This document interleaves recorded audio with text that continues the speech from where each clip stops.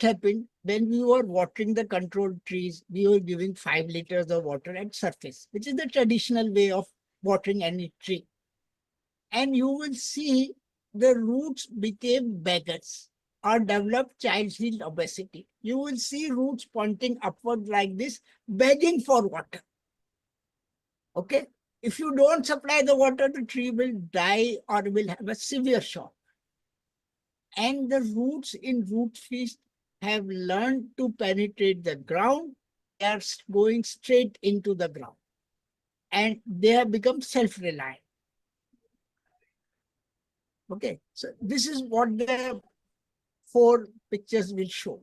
Now, do you see how the roots are trending upward? Do you see this? Yes. Fat roots going upward. They are not going downward. So at the first sign of stress, this tree will say, I don't know how to grow. Again, do you see this is current tree that the roots are curling upwards? They are moving sidewards and upwards. Again, this means this tree cannot stand a shock. Now show the third control, my method root feast. Yes, sir. Do you see the roots are going straight down? Okay, it has gone 45 centimeters into the ground. Okay, next. This is again a whole lot of roots, but all going down. So if you grow a tree by root feast method, it has learned how to survive and get its resources from underground sources. The design, I call it single stem growth.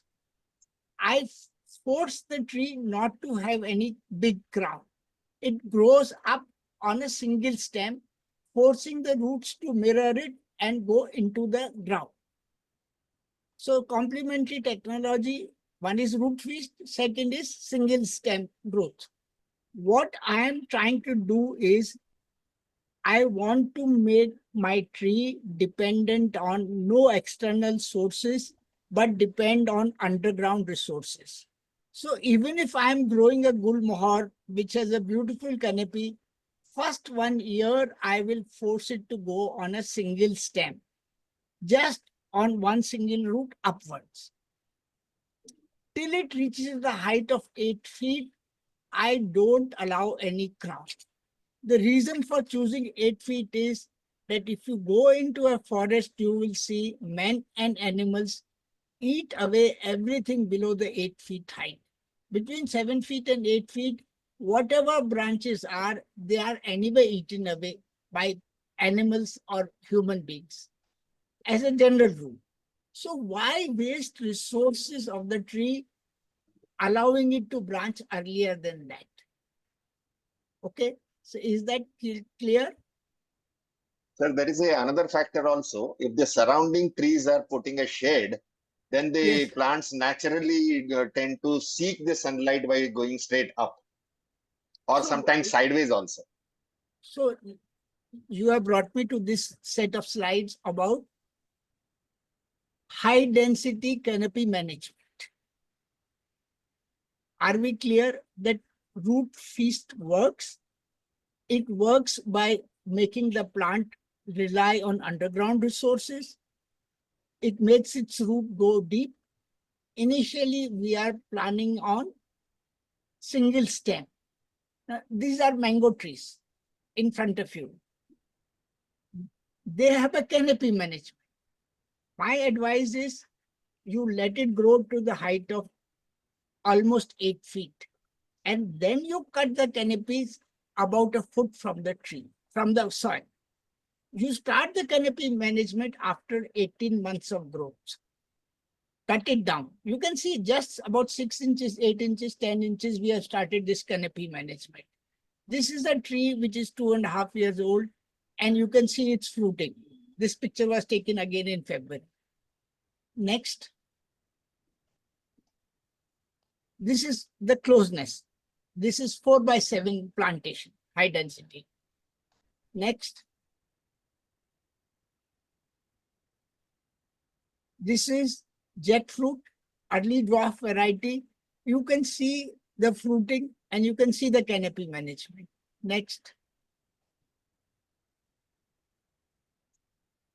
Okay.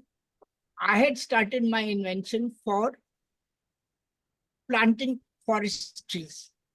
I talked to a lot of forest officers. They all told me, we are not interested to learn how to grow trees. We know it all. We have spent a lifetime growing trees. You solve other problem of ours, we will then adopt root feast. At the same time, I have put a lot of guidance and pressure on me. Why don't you convert this technology for farmers to grow horticulture? Okay. So I will use some numbers, just trust me in my numbers. A poor farmer in Maharashtra growing jawar does not earn more than 30,000 rupees a year from 1 acre of land. Okay. A farmer in Maharashtra having black soil and adequate amount of water, irrigation water, earns about 1,40,000 per acre from sugarcane. Five-fold difference. A poor farmer earns 30,000 from 1 acre of land. A rich farmer earns 1,40,000. Right?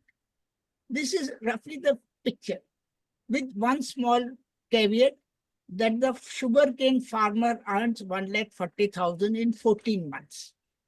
So if you normalize, a sugarcane farmer earns 1,20,000 and a jawar farmer earns 30,000.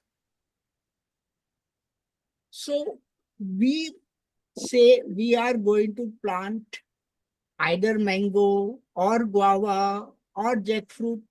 Let us say we are going to plant a mango tree, which is very simple, doesn't require a lot of effort, etc. And in that 1 acre of land, I am going to plant 800 guava trees. ICAR recommends that you can go up to 2,000 guava trees.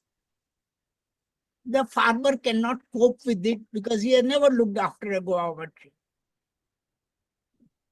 Once he has understood, he can plant 1,000 trees. But my recommendation is that we start with 800 trees. And there are 2 crops in the first 12 months of a guava tree. So let us say he has 6 kgs of fruit. He has planted by root feast. It has grown for 1 year and he gets 6 kgs of fruit. And the farmyard price is 30 rupees. Okay. And there are 800. How much does he earn?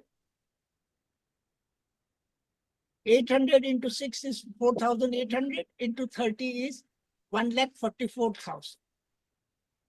A simple farmer planting guava trees, 800 high density, will earn more than the sugarcane farmer from a soil that is not very well irrigated.